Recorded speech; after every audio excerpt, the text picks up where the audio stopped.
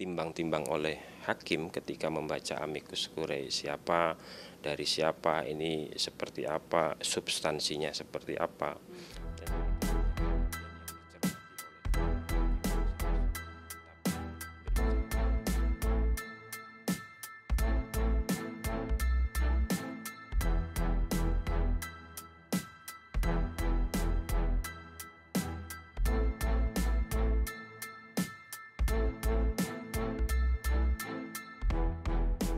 Kalau dari MK sendiri melihat amicus curiae ini seperti apa?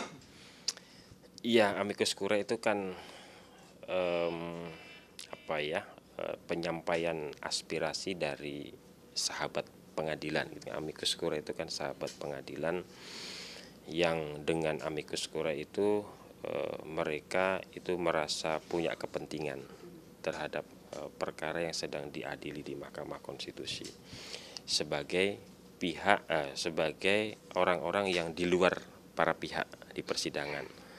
Nah, tentu dalam menanggapi itu ya Mahkamah Konstitusi terima saja siapapun yang akan menyerahkan amicus curiae itu kita terima. Ini kan datangnya macam-macam nih, ada yang diantarkan langsung, ada yang melalui mailing room, melalui surat, ada yang melalui email dan seterusnya.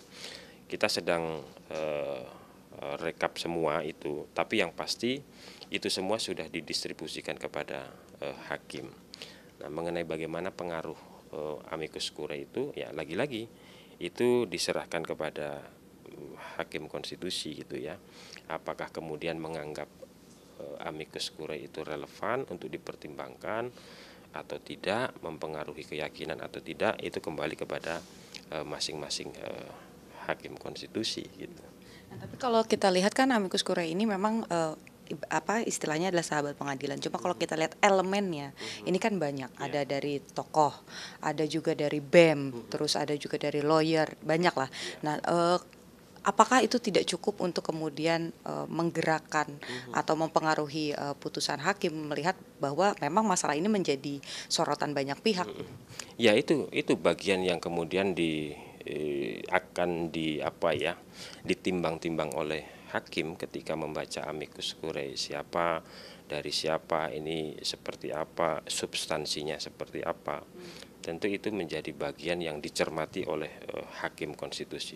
Tapi berbicara bagaimana pengaruh amicus curiae, nah itu lagi-lagi kita tidak bisa memastikan gitu ya, karena itu betul-betul menjadi otoritas bagian dari keyakinan hakim gitu ya. Apakah memang keyakinannya dipengaruhi oleh amicus curiae atau kemudian standingnya itu ya dia sudah punya standing sendiri.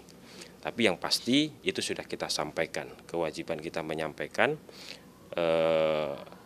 amicus curiae itu sudah dibaca, sudah dicermati oleh hakim dalam proses pembahasan perkara ini gitu ya. Dalam perkara-perkara ataupun juga sengketa yang masuk ke MK sebelum-sebelumnya pernah ada putusan yang di dalamnya dipengaruhi oleh amicus curiae? Seingat saya dalam pengujian undang-undang itu ya.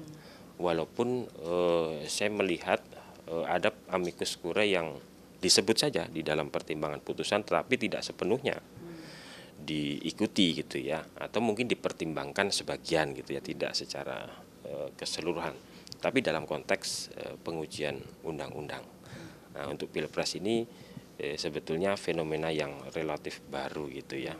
Karena 2019, 2014, 2009, 2004 itu seingat saya kok nggak ada amicus curiae, apalagi sebanyak sekarang gitu.